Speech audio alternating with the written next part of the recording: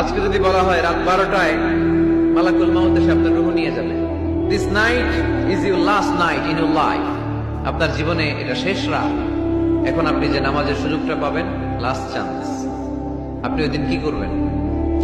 কত সুন্দর করে অজু বানাবেন, তাই না?